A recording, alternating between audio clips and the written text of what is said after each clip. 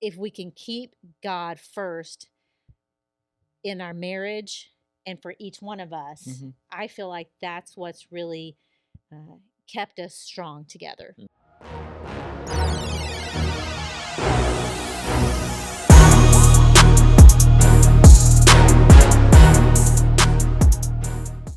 Welcome back to Keepin It 100. What's up, guys? Hoping you guys are having a good week.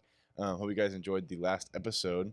Today we got a really good episode coming up with some really cool people. Our first time with 4 people. We got 2 special guests over here, Cindy and Matt Throgmorton. Thank you guys for coming on. Yeah, super. Thank you for asking us. Yeah, absolutely. For those of you who don't know these people, they're amazing. I really look up to them. So they're big inspirations. So we are excited to get to sit down and talk with you guys. Yeah. So to start it off, we got a little icebreaker question. What is your favorite MLB moment that you've been to, like at a game? What's your favorite MLB experience? That's a tough one. We've been to several games, but can you think of one? I'll just let you answer first. Okay, for me, it was not a historic home run, but it was like I don't remember Pujos's last home run number. Do you know this off the top of your head? 702, I want to say. Okay. I want to say. So if that was the case, we were at a Cardinals game for like his 698th home run. We were there at the 698. That's what I was going to say my favorite was. So that was a pretty cool moment. Yeah. I mean, people went nuts. Yep. So, but I also have a favorite of just going to the first time ever going to Truist Park in Atlanta and watching the Braves play. That's my team, and yeah, loved it. Can't blame you. The Braves are going to be a lot better than the Cardinals this year. Well, everyone has the building year, right? Unfortunately. How about you, Matt? Same thing? Honestly, my trip to Truist Park was fun. We got to sit really close to the dugout and just a few rows back, and got to see a lot of the players up close. And that's probably the closest I'd ever been to actual players, themselves. So yeah, that was if I just think of one thing that I can think of right off the bat, it's that one. Yeah. So, yeah. Truist Park's really cool. They have a like zip lining indoors, inside the park. They have which we didn't do. We didn't do so you know. but they have batting cages for kids there. Nice. So, but yeah, we were really close. I forgot. So while we were there, Money Mike. Can't think of his name to save my life, but our center fielder. Michael Harris. Thank you. Yep. Michael Harris made a phenomenal catch. We just knew they were playing the Phillies, and I don't even recall who was up to bat, but they hit one, and I'm like, it's gone. I looked at him, I'm like, it's gone. No, he robbed them. And it was pretty awesome. Yeah, those are always fun experiences. Yep. So it was pretty cool. Mine is definitely being there for Pujols 698, and in the same game, Ryan Helsley threw the perfect inning. The ninth inning, all strikes, nine pitches, 9 strikes. That's crazy. And so it was such a cool experience because with him, he's got his cool intro where all the LED red lights come on. So Hell's Bells is playing. He comes out, pitches that perfect inning to end the game. Incredible. Absolutely. Best experience ever. That's cool. Have you been to any professional? I've been to one. I was gonna say this. I'm not gonna be very cool because I've only been to like 1, maybe 2 games, and that was like when I was younger. So I don't have any experiences with MLB games. But do you have any fun sports memories from any games or anything like that? We've never really been of like a sports goer kind of family. We never really went to go see sports much. We went to like go watch football sometimes. See a couple games around us, but we never like went to travel or see any games like that. So, gotcha. Yeah, we've seen the Salukis play, which is fun. It's really fun to see them play football. We played. We watched them play basketball Tuesday, so it was a good game. They won. Yeah, yeah. We do get to. We have a few games in West Frankfurt. We'll go see them play sometimes. Yeah, so that's always fun too. It's always a great time out there. Yeah, and I know this is not a sports podcast, so you know me, I can talk sports. Oh yeah. But probably my favorite moment watching Briley play because she's been playing from the time she was 8 years old until her sophomore year in college. So probably my favorite is the time they played the Methodist University. Anyway, they were ranked. They were number 17 ranked. We were definitely not ranked, and they we were ahead by a run in the second game. It was a doubleheader, and bases were loaded, and we were afraid they were getting ready to score and go ahead. Hit a ball to Briley at shortstop. She dove it for it, caught it, and threw it to second base, got the out. People went nuts. I mean, you'd have thought we had won the World Series. Like the girls were throwing their gloves up in the air. And it was awesome. Shout out Briley, all-star. Yeah. Well, that's awesome. She probably would not want me talking about that, but it was awesome. It was great. Well, I'm sure she'll see this. So, yeah. But all right, jumping in. If you guys just kind of want to give a brief introduction of who you are, what you guys do for a career, that kind of stuff. So. Okay. Go ahead, you can go first. Okay. Yeah. So I am a commercial lender at Farmers State Bank, and I have been in banking for probably about 30 years, and primarily in the loan area. I was a consumer loan manager at the Bank of Marion when I first started there. And then I graduated into commercial lending there, and I was there for 22 years. And then I started at Farmers in the fall of 2022. And yeah, I love it there. It's a great place to work. And I really love what I do. I was very hesitant moving into commercial lending because as a consumer lender, you get to see, like, you're helping someone buy their first car or their house or, a home equity to pay for their kids' college. And so going into commercial, I wasn't really sure I would see that same satisfaction, but it's been really great. You get to see businesses grow, and what's nice about small businesses like Matt's and ours is you're helping someone's family. Yeah. You're when you're buying from them, you're helping their family, and so I kind of feel like that I am, by helping them get the right financing that they need. It's helping their business and their family. So yeah, awesome. That's what I do. Amazing. Yeah. What about you, Matt? And I am a small business owner. I own Biassy Music and Sound in Marion, and so own that we just passed 8 years under that, and so I've always been from selling coupon books when I was in Boy Scouts when I was this tall to now. Always been kind of in that little entrepreneurial spirit. Always have been involved with whether I worked for a business or I owned my own. Always found joy, I guess, in that aspect of talking with people, finding out what they need, being able to supply that, whether it be sunglasses at Sunglass Hut when I was in high school, to Cracker Barrel working in the gift shop, to just about anything. Yeah. I did radio advertisement for a long time, did medical sales for a while, and then got into actually owning my own business. Actually, I moved to Florida to sing full-time with the Southern Gospel Quartet down there. Wow. And that's where I met Cindy. And even while we were singing, I still had a little paint touch-up business for cars and things like that on the side that we would do when we were home.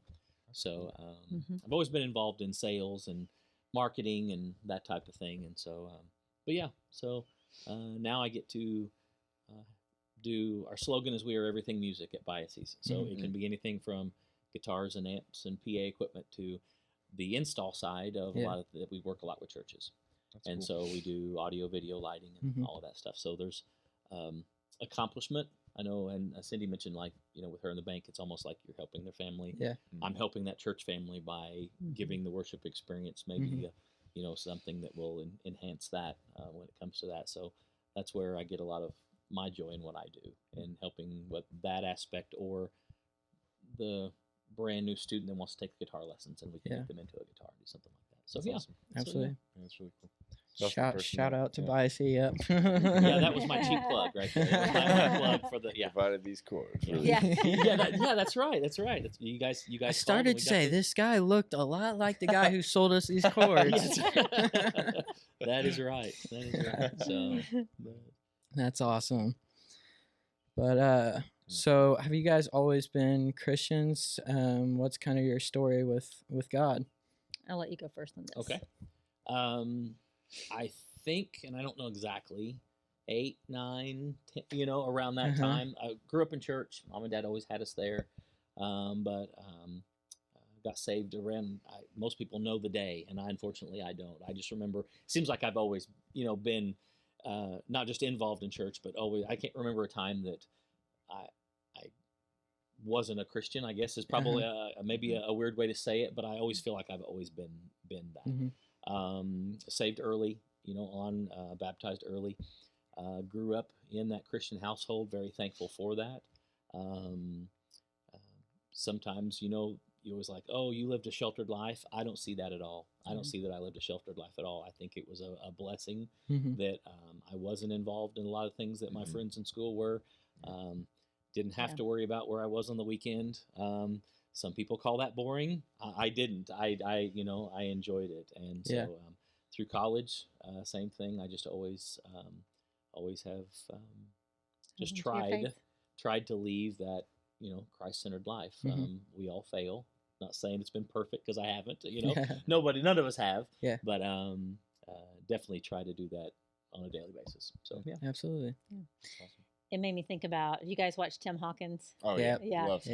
His joke about, having a testimony and like growing up in church like Matt did. Like, wish I was addicted to drugs and I had a testimony, So, well, I was raised in church. My mom and dad got divorced when I was 3. So there was a lot of baggage I think I carried over the years from that. But my grandmother, she pretty much raised us. We lived with her most of my childhood. And she took us to Little Clotney Baptist Church. And I got saved when I was about 8 years old.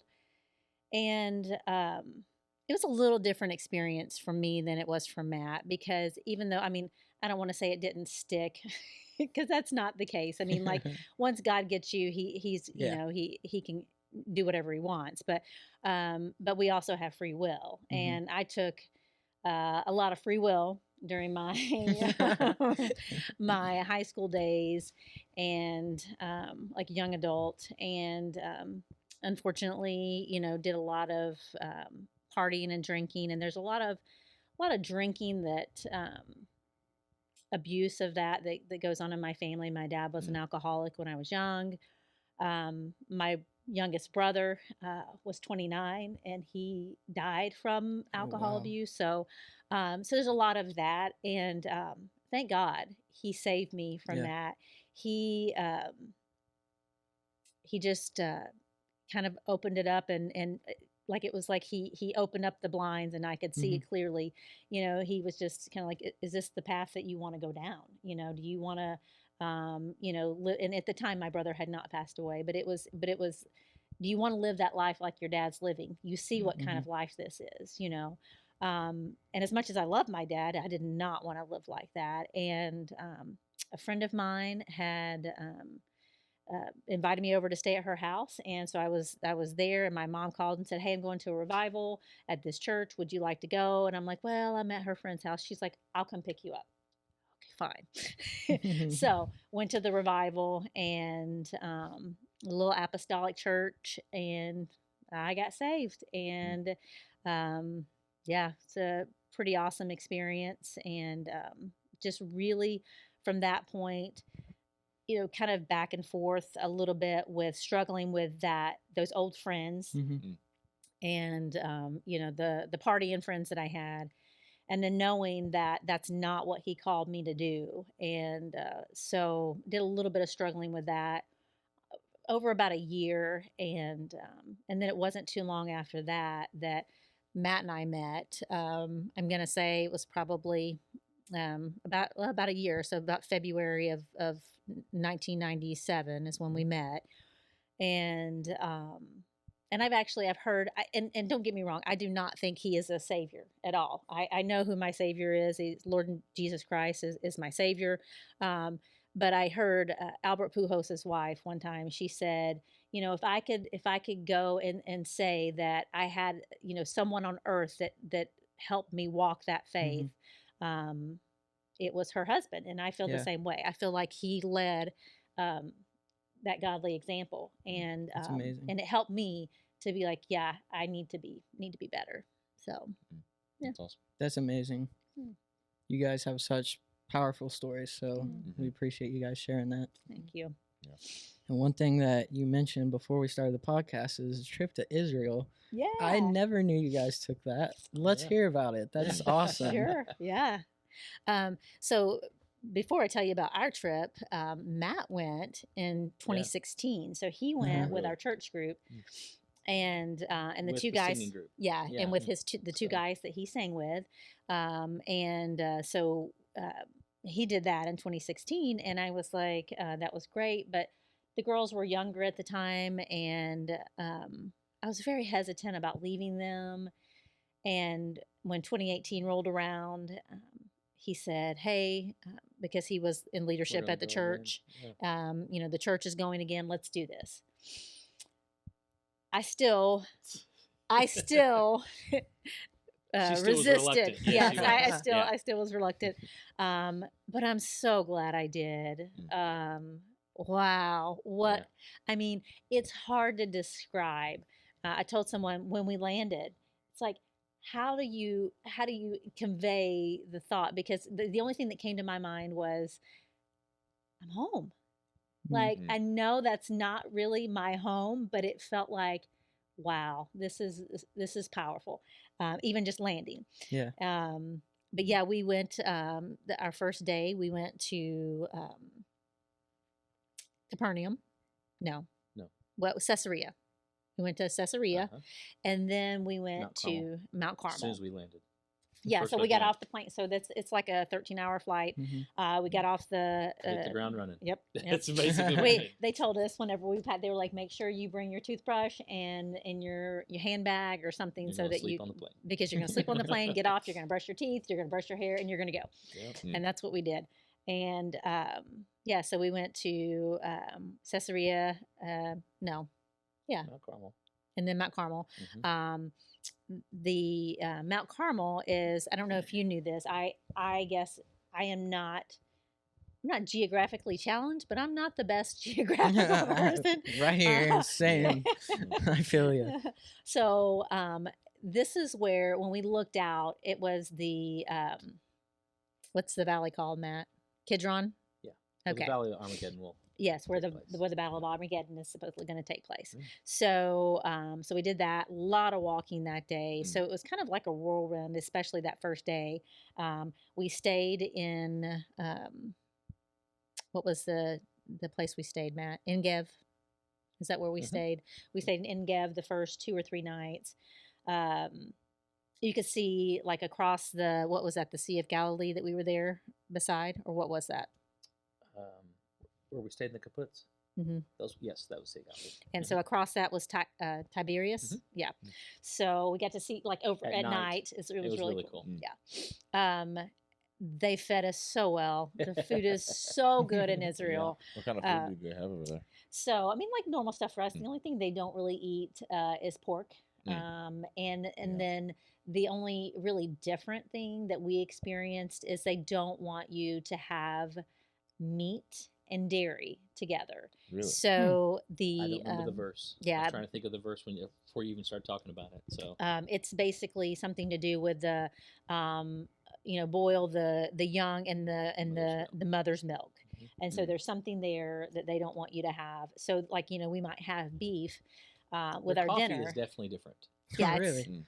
It's a Turkish coffee, so it's real fine.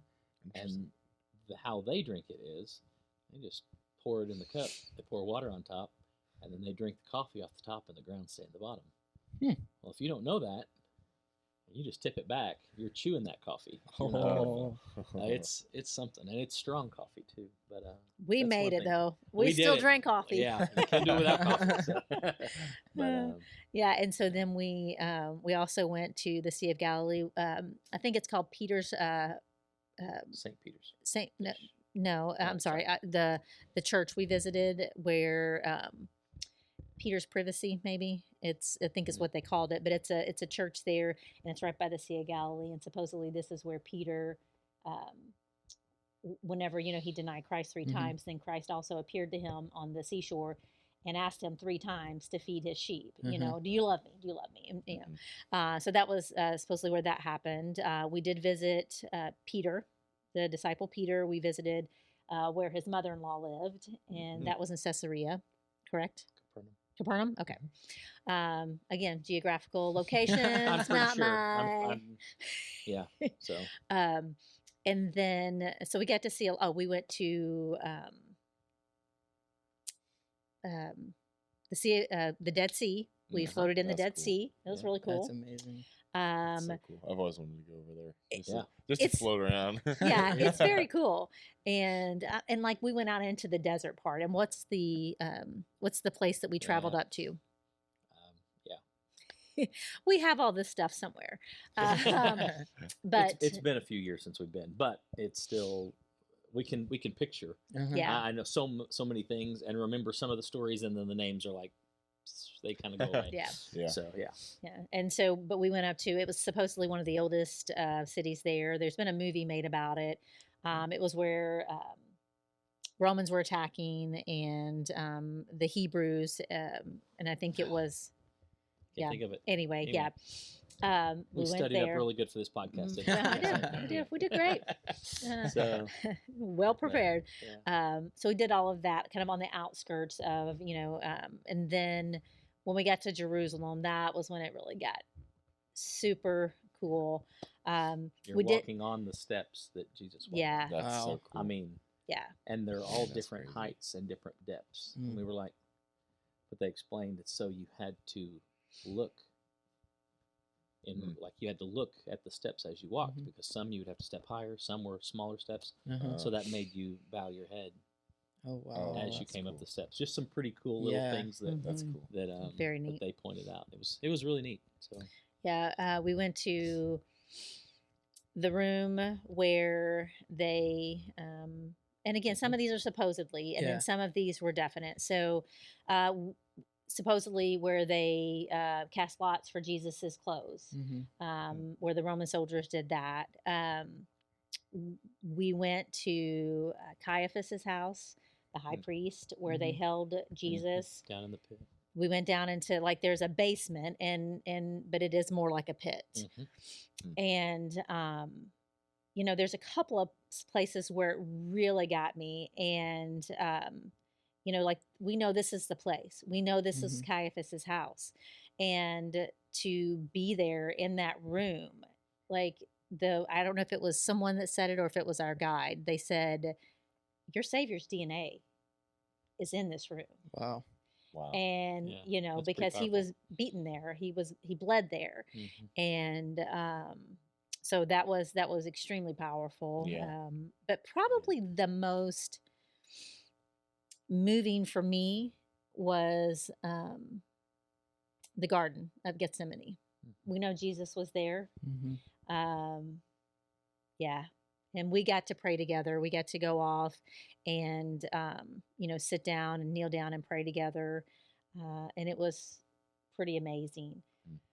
That was probably my favorite place we went. We went to a couple of different places where they say Jesus was buried. One was related to the Catholic Church, and then one was not related to the Catholic Church. Not that I think the Catholic Church is wrong, but I feel like based on where where Jesus was crucified, Golgotha, in comparison to the tomb where they say this other tomb was, it felt right. It felt like the geographical location, the closeness of it felt like it was more in line where he was buried. But just kind of off of scripture too. It says, I don't remember, but they ascended to the tomb, or they went up to the tomb. So this one location was higher. Okay, yeah. You had to go up to where this was compared to. And, unless you go back and actually look at the actual Hebrew, exactly how it's worded and not, but just saying, there was a different feeling there too. I'm just going to say, I just felt, different. So again, not saying one's right or wrong. It's just going off of a feeling here. So, anyway. Well, I mean, I think what we know about Jesus is what the Bible tells us is that he lived a very simple life. That he was very common. Like he did not, I forget exactly what the Bible says, but basically he didn't look like anything special. He was just, he looked like everyone else. And I feel like that's kind of what that area looks like. It is special, but it wasn't ornate like the other place. The other place had, like stained glass and these really fancy looking things around it. So this just felt like it was probably the place, but kind of like what we talked, it doesn't really matter because he's not there. Yeah. He's not in the tomb. Yeah. So but yeah, that's probably that's it in a nutshell, wasn't it? I mean, like there's so many other things, but just and then I could. If I bring up one, then she'll think of another, and we'll be here literally for 2 or 3 hours. Yeah, if you you're don't not want careful. that.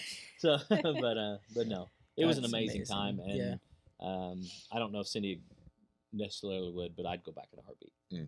So what was like your guys' favorite part? I know you said the garden, so that was your favorite part.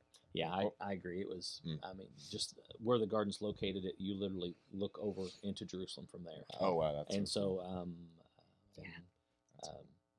just being able to go there and know that there's no doubt. There's no like, well, it could be this one or this one. No, that's the Garden of Gethsemane. We know that. Yeah. So it's pretty neat. That's awesome. And I will say probably my next favorite was, even though I think that was very powerful in Caiaphas's house, I do think that was a little, it's a sad thing, to think about, what happened there to his physical body.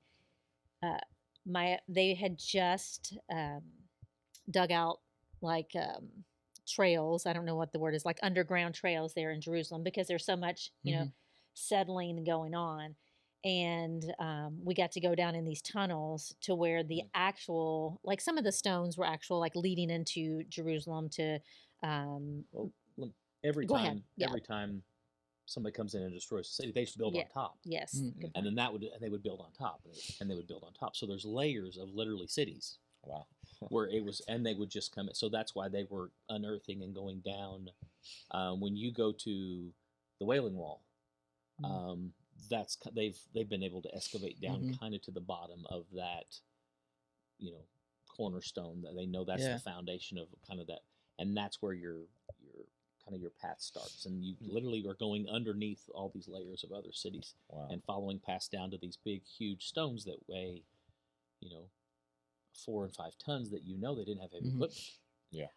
So there's people that somehow they know this is one piece of stone that people had to somehow get here and perfectly this one's a half inch longer than they're exactly the same length. So the precision of everything down that low. Again, we could talk. One thing just leads to another, but it was to know that these are the original old, rounded off from where cobblestone pathways and roads and things like that you're walking on. That's so cool. Yeah, it really is something. Yeah, and again, I think that one was powerful to me because we know Jesus was a rabbi, right? So he's going to be in Jerusalem and the holy city.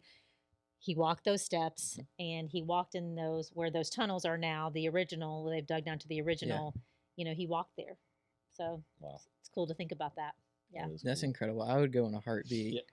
I would go in a heartbeat. I once watched a show, I think it's called Expedition Unknown, on History Channel. I watched it with my dad. And he went out to all these different places and was exploring them and stuff. He had a tour guide, and so kind of similar to what you guys were doing, and it's just seeing it is so cool, but being there in person, I'm sure that's unreal. You can prepare as much as you think you're ready. You won't be ready. Yeah. From even the second time, when I went that second time, I was learning things the second time that I know we probably covered the first time, but it's such an overload of info that you're getting. You're like, I remember this, and you're like, oh, but second time I'm picking up. So I would go back because I know the third time would be the same way. I would get more and more out of it each time. So, yeah. He told me when we went, he's like, okay, what I did was I took everything in the first time, and he didn't take a lot of pictures his first go, you know. just try to take it all in. So this, he told me, he's like, okay, I'm taking pictures when we go. So you just You just soak take it all in. Yeah. And I did. It was pretty amazing. So, but yeah, we sailed on the Sea of Galilee. That's cool. You Yeah. get to stop Yeah. and sing. Yeah, that's right. Stop and sing, and they shut the boat off, and we sat out there and we sang a little bit. That's amazing. That's really, really nice. It was really cool. My friends in Florida with Jaywalkers Worship, they got to go out there to Israel, and I was talking to them about it. They said, I mean, they're explaining it the same way you guys are, and like, just you can't prepare yourself. You know, it's so amazing. And they got to film a music video for a worship song on the Sea of Galilee. So that's neat. You know, that's very cool. Yeah, it's just watching that music video, seeing the Sea of Galilee and them out there. It's incredible. Yeah. Like, it is a dream, dude. That's awesome. we gotta get a Keepin It 100 trip out there. That's it. That's it. That There would you be go. great. We should do That would be so cool.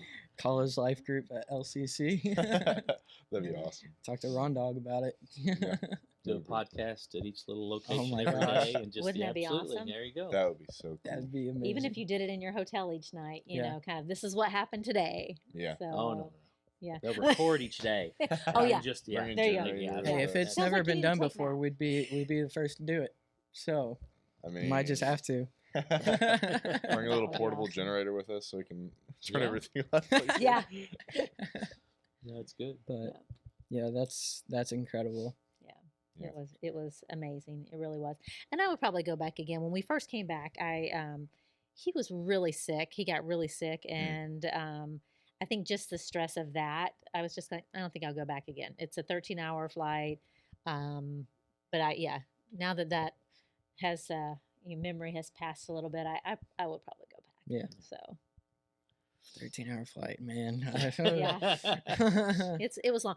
It was longer coming back, right? I think because so it was like 11 and a half going and 13 coming back or something like that. Something like that. Yeah. Transitioning out of this topic, we wanted to ask you guys, obviously, you guys have been married for a long time. How many years are you going on? 28 in May. 28? Yep. Well, congrats on that. That's thank you. amazing. That's Thank awesome. you. Yeah. So we kind of wanted to ask you guys, with your, knowledge from the Bible and stuff, what does it mean to you guys to have a godly marriage? How do you guys, keep each other accountable in your faith? How do you grow in your faith together? Just what does it look like for a godly marriage to you guys? Well, I think, do you have anything you want to start with? I can. Okay. You're doing great. I'm No. just gonna let you keep going. Christian, take notes. Yeah. I am. I made the joke the other day. Just learn to say yes, dear, up front and early. That's the biggest thing that I can suggest for any godly. No, I'm teasing. You just have to say you're right all the time. That's it. Yes, dear. And just shake your head yes, and say I'm sorry a lot. But no, I mean, for me, it's using God's word as an example. Mm-hmm. When it comes to that, keep Him first in the marriage, no matter what that comes to on that side. And I've always been, if my main focus is to try to, I won't say make her happy, but keep her happy, and do things. I mean, I'm a bit of a jokester. If you haven't already figured that Really? out. Yeah. I know it's a surprise. I'm letting the cat out of the bag here. So there's a fine line there between maybe me being a little too much of a jokester when she's not. And so you're always going to have that little thing that gets on each other's nerves and that type of thing. But always be, God's love for us, let that be the goal when it comes to that. And I think if you can focus on that, being patient, kind, let's go down the list. The fruits of the Spirit. Exactly. Yes. Just feel, fulfill those toward your spouse, and that be their focus as well. You can't go wrong. You really can't, as long as you can keep that. And sometimes that's hard. Sometimes that's difficult to do. Yeah. Well, I mean, we're human, right? So we're gonna have difficulties, and I have red hair, so I have a little bit Yes, of dear. sass, but it's I heard someone say, and I thought this was perfect. that, whenever you get married, you become one, but they're not the one. He's the one. Ooh. And Wow. I'm like, yeah, that's powerful, because it is the truth. I mean, if there have probably been times in our marriage whenever, because again, I have an opinion and he has an opinion, so it's very easy to get inside of those opinions and not want to be wrong. And if it had not been for God being in the middle, and and sometimes it's not just about love, it's about commitment. Like what, and not just commitment to him, but like, what did I commit to God? I told God, and be in front of a bunch of witnesses, that till death do us part. And that, better or worse. yeah, so that's the commitment. And sometimes it's not like, like, oh, that's romantic, let's say romantic. It's not romantic, but it's the truth. I mean, there's a lot of, compromise, there's a lot, but if we can keep God first in our marriage and for each one of us, I feel like that's what's really kept us strong together. So yeah, making him the number one thing. Yeah. So you mentioned like wanting to always be right and not wanting to be wrong. Do either of you have like a problem with that? Like wanting, if you have an argument, wanting to be right all the time? Never. Because that's been a very big problem in my line, my dad's side of the family especially. We always want to be right in an argument or discussion, and it's kind of passed down to me. I've been a lot better at it lately. Let's be real. I think it's just a man thing. Yeah, that's true. Yeah. But like and I mean, go ahead. I'm sorry. Yeah. I was just gonna ask like what ways you go about making it like a I can't think of the word, but being intentional on trying not to be right all the time. Sometimes I can be right up here and I'm okay. As long as I know I'm right. That comes back into that yes dear thing, But I'm like, I really have right. It's come down even for me to say, what will that accomplish? So let's say I can convince her that I'm right in this. Well, I know I'm right. And there's been times that I know I'm right. And I haven't, and you just, but at the moment, man, I know for a fact, if I was a betting man, I'd put all everything I've got on that, and it not have been the case. So then you're like, okay, mental note. Next time you're pretty sure that, you might want to back that off a little bit and not, comes into that compromise. But again, what's it going to accomplish? So let's say I can go over there and pull that out and say, see, this is red. I'm just making something up. Whatever the case might be. That's not going to help her. It's not going to make her feel better. It's going to belittle her. It's going to be, and then what's that going to do? There's no good outcome. Yeah. So up here, I can just be like, I know that I'm right, but let's just not, there's nothing good's going to come out of that argument. So let's just move on. So, and sometimes that works. Sometimes it doesn't. And that's part of growing. Yeah, I think both individually and as a couple. It's, yes, it feels good to be right. I don't think any of us like to be wrong. And I can transition that into a lot of today's culture, and a lot of the stuff that's going on in this world right now is because, in my opinion, people want to be right. Yeah. Whether it's masks or whether it's, I'm not going to get too far down this thing. Maybe I shouldn't even go that far. But whether it's anything, I mean, there's a whole list of stuff in today's culture, in today's trigger mentality. people Exactly. And that does not exclude churches and church people and church policies and church. There's so much of that. And then you're like, well, in that whole big godly picture, what's that going to accomplish for you for them to go, you know what? You're right. And then, okay, it might make you feel good right then, maybe, but what's it going to do?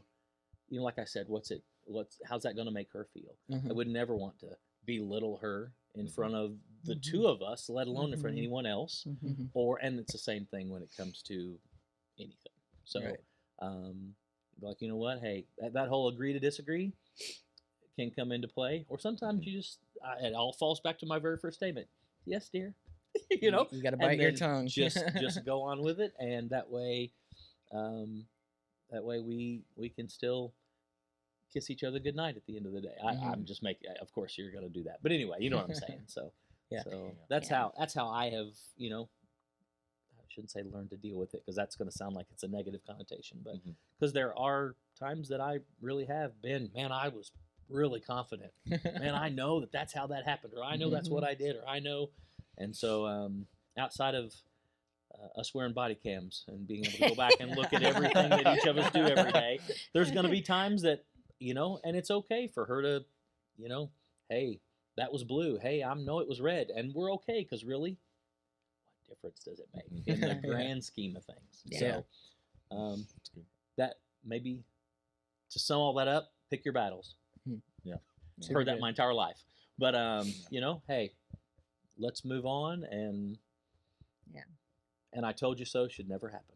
Yeah. Don't ever say that, because again, you know, what good does that do? What good does it do? Yeah. You know, it's not going to be like, oh well, yeah, I know. You know, it's never a good thing. So anyway. So yeah, and I think for me personally, I did not have a great example growing up, you know. So I didn't have, like, his mother and father are fantastic people. They are fantastic Christians. They gave him a great example growing up. I did not have that. So a lot of this 28 almost years has been a learning thing for me, you know, like, what should I do, you know, because I didn't really see that mirrored in my family. And so for me, a lot of it in the beginning was change him. Oh my word, can you have him pick up his socks, God, because he is driving me crazy. So would you do that for me, please? But I think as I have matured in life, and most definitely in my faith, the prayer became, you know, show him if this is something that you think he needs to change. If not, change my heart, because again, red hair, I could really have a strong opinion about something and be wrong. So, you know, so that's been my prayer, is like, you know, show him if there's a you know, something going on you know, between us, then that's usually going to be my prayer, you know, show him. And then every day, no matter what, I pray, cover him in your blood, cover his mind, cover his heart, cover his body, protect him, and the same for me, so that we can be better followers of Jesus and better examples to each other. That's amazing. Hey, just like we do at work, you just got to call it tight with That's them. right. Matt, I've noticed you haven't been picking up your socks. I would like to call it tight with you and ask for a commitment to pick up those socks. Yeah. She'll have to work on that tone, because I don't get that tone. I don't get that tone. It's not quite that nice, so it's okay. This is true. This is true. So. For the 10,537th time, would you please, can we call it tight here?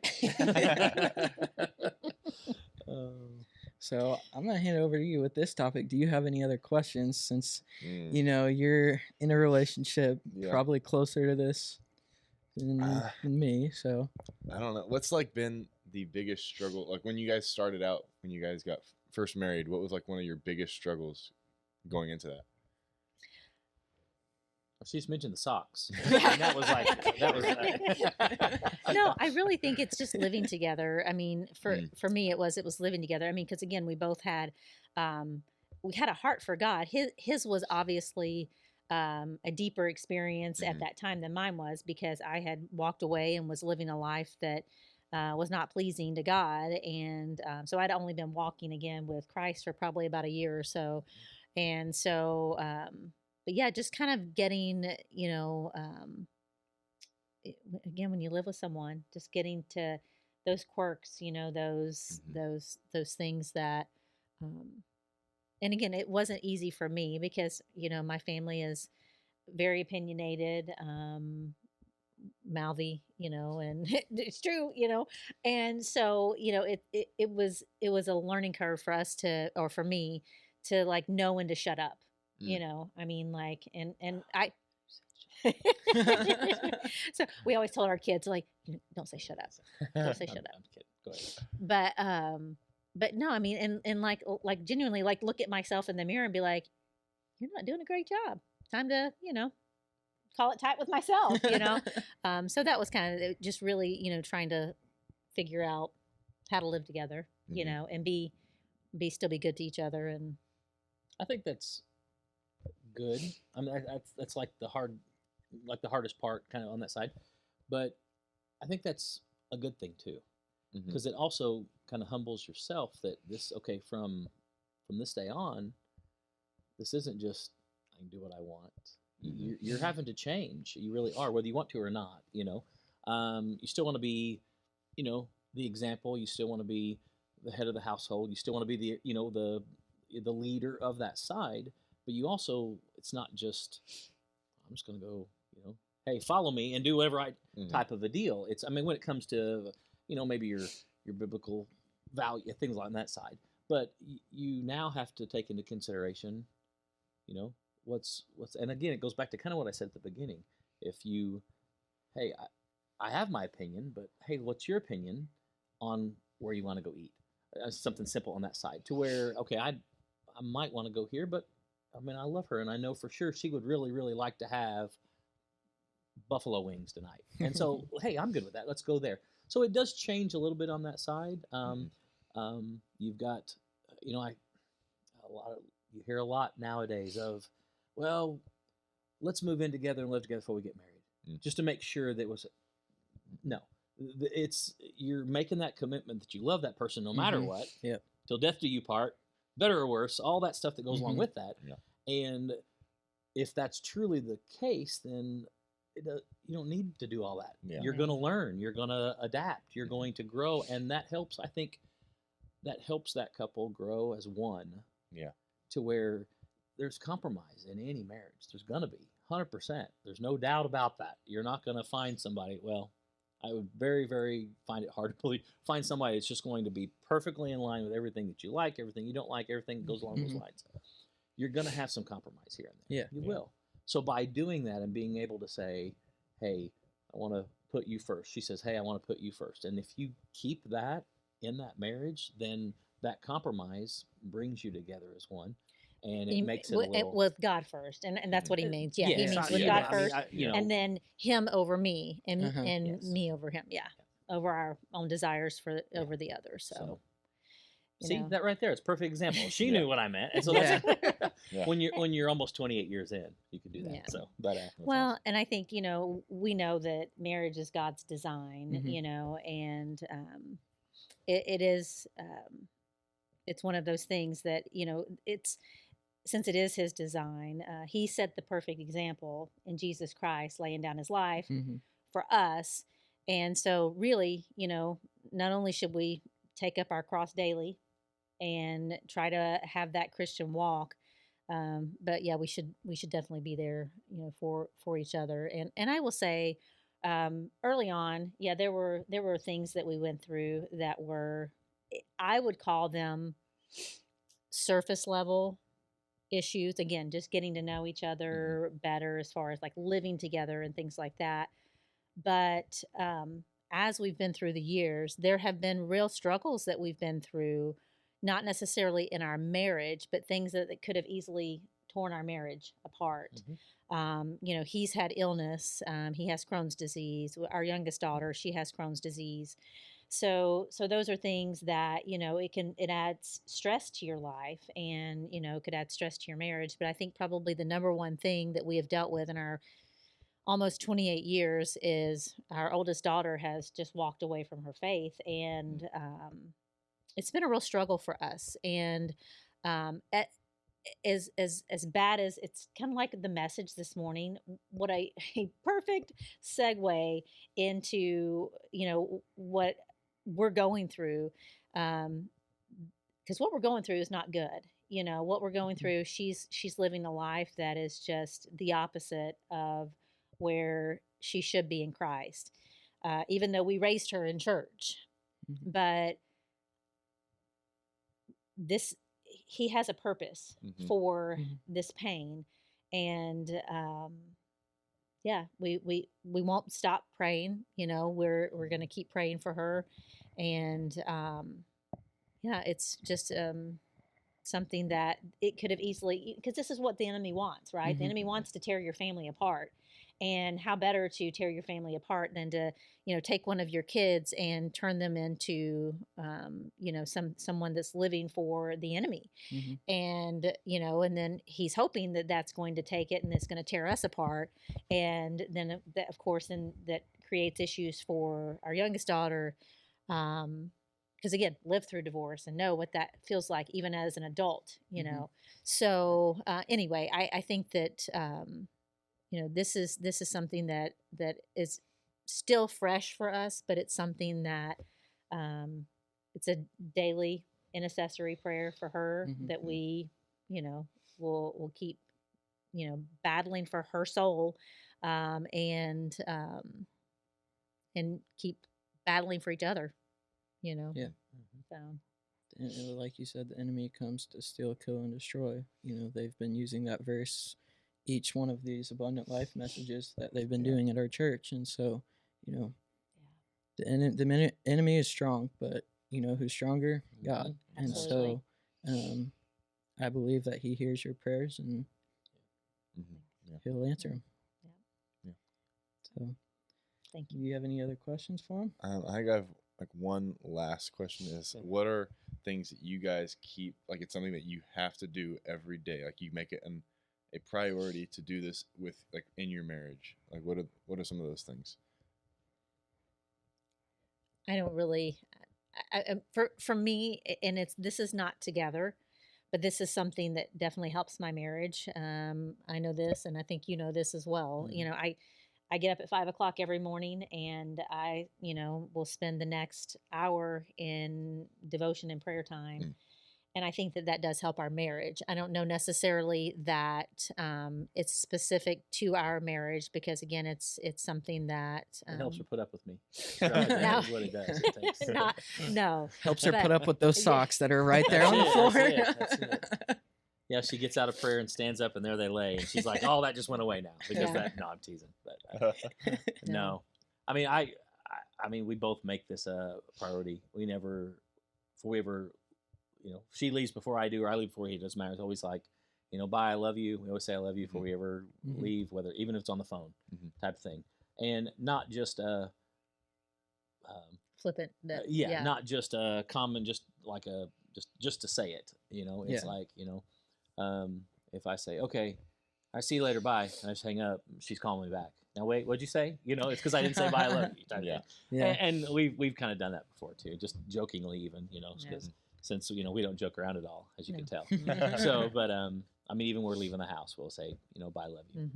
So something we do every day, you know, for our marriage more, you know, that kind of thing. So, And I think it's something that we also do is we try our best to a hug or a kiss or something to go along with that. You know, just because I mean, physical touch isn't intimacy is important. You know that you know that you know first level of intimacy, it's important. And I will say something that we started, and I don't even really know that it came out of a plan, but because at first it was just like at night we're going to bless our food, you know, and then let's turn on Netflix, you know. But it's turned into a little bit more of a prayer time for us, you know. Yes, we're praying over our food, but it's turned from like a 15-second God is great, God is good thing. It's not, it's more of to a deeper level. I love that. That's awesome. And so we, you know, we try to do that. I would love for us to be able to be more, you know, more intentional, like you said. But you know, thankfully God's provided for us to at least do that at this point, and you know, we can take it upon ourselves to be more intentional with it. So that's good. But, Well, do you guys have any final advice for maybe a young couple or something like that, just for the viewers? Any final thoughts? Go for it. I will just say, for me, because I did not have a strong family upbringing, I thought I was supposed to be there and do everything for my kids. And I think he probably suffered because of it just a little bit. And I won't say suffered, but he probably. I'm totally joking. That's the comment coming out. Sorry. Yes. But I think because I didn't necessarily have that from my parents growing up, I thought I had to be that for my kids. And I still want to be what I can for my kids, and I still want to be there for my kids. But I think during that young stage of life, young parents need to make sure and put their spouse first. I mean, I know that sounds harsh, but this relationship, your kids will not prosper. Your kids will not flourish if this relationship is not put first, and this relationship does not flourish. Then your kids are not going to. So I would say put your spouse. That's good. You know. And again, I mean, like she says, and she totally, I know what she's saying. I just want to make sure that kids are majorly important. They really are. Yeah. You know, that relationship that you have with your children, not just setting an example, not just living the example, but being there and having that communication open with them, but having that relationship with your spouse, because your kids are going to grow up. We're finding that out right now. They're going to grow up, and they're going to move out, and they're going to have their own lives, and they're going to have their own kids to have and to mentor, and their own spouses and their own, you know, that type of thing. So I do agree there 100%. My last comment type of thing is, it really, the whole laughter is the best medicine, really is. If you can keep a marriage fun and laugh together, it really goes a long way. It really does. Literally today on the way home from church, I said, just think how much boring life you would have if you weren't married to me. And I literally said that to her in the truck on the way back from church today. Because we were cutting up and just, you know, enjoying each other and the time. And, you know, I'm goofy. I am, but I know I am. And so that's just me, and that's part of it. You don't have to be that way, but you can, you know, make marriage fun. You know, it's supposed to be. I mean, God made it that way. You know, make it fun, make it interesting. Keep that relationship fun, and put the comedy in it when you possibly can. Because I mean, you know, she's smiling right now. I mean, what better thing can you do than to make your spouse smile? So that's how that works. So, but anyway, so that's my last point. That I Love it. So, Absolutely great. I'll tell you what. Enjoy a nice Thrillbillies game with this man right here. He will make you laugh. There you go. Sitting in that farmer's suite up there. Wow. That was some fun times. He's a jokester. That was fun. I remember one game we were sitting there and Briley was there and you just kept pestering her. It's like, Dad, stop. Yes. That's you know, we can do another podcast on embarrassing your children. I'll be there for that one. That'd be great. I got a list. Get Briley up in here and just pester her the entire podcast. There you go. Step one. That's right. But guys, we appreciate you coming on here. Sure. I do want to say you guys are incredible people, so we're blessed to be able to sit down, have a conversation with you guys. Anytime I talk to either one of you, you know, the fruits of the Spirit are just showing. They're just there. So absolutely. Thank you. Thank you again for having us. We absolutely appreciate it a lot. So sure do. I appreciate you guys. But hope you guys enjoyed this episode. Oh yeah. Stay tuned. A lot more coming at you. Some good episodes coming up. Yes, sir. And make sure to keep it 100.